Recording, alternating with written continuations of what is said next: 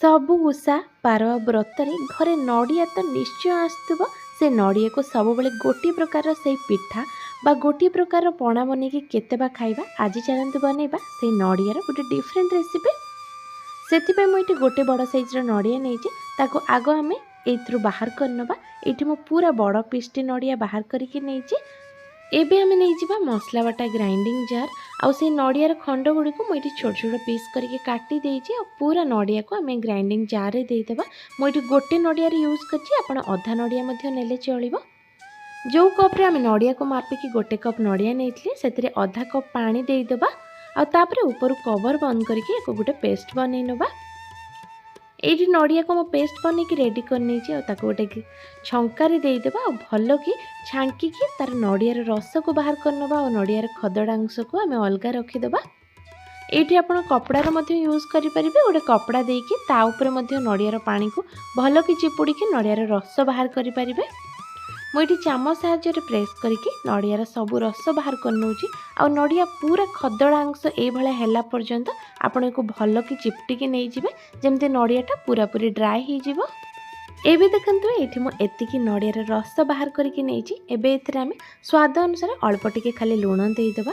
आ आधा कप पाखापाखि मुझे गुड़ दूची। आपन पाखे जदि पानी वाला गुड़ थिबो ताको मध्य देई परिबे। आ तापरे भल कि मिसई दबा।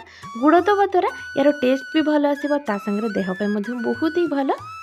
एक भल से मिक्स कर सारा पर ये 1/4 कप मु दूची सुजी। सुजीर क्वांटिटी पूरा पूरी कम रखी माने गोटे कप 2 कप नड़िया पानी रे मुझे 1/4 कप सुजी दूची। सुजीर क्वांटिटी कम रहिबा द्वारा यार टेक्सचर बहुत भल आसीबा और एटा बहुत ही सॉफ्ट बनिबो। जदि सुजी आमे अधिका देई दउचंती ताले एटा टिके हार्ड ही जिवो।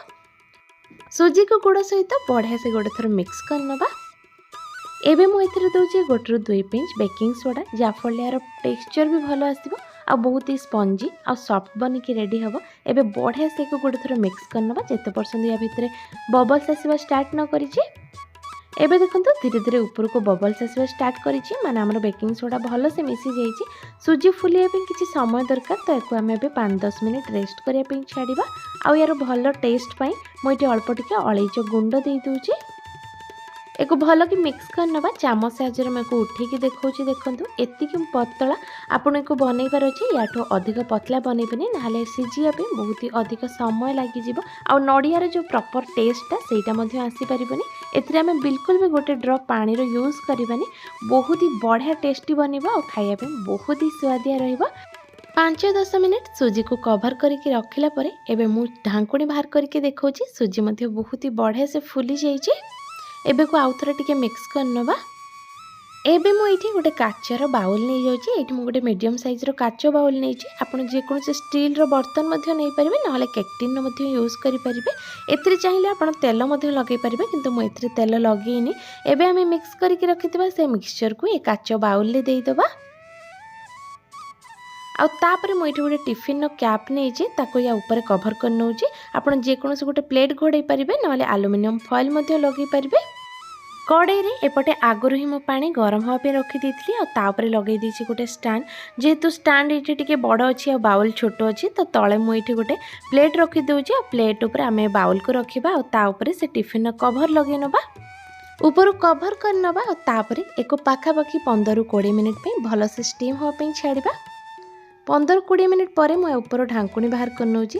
मझिरे मु टिफिन कवर बाहर कर नेइथिली काहेकि सुजी हमरो फुलिया को स्टार्ट करथिला।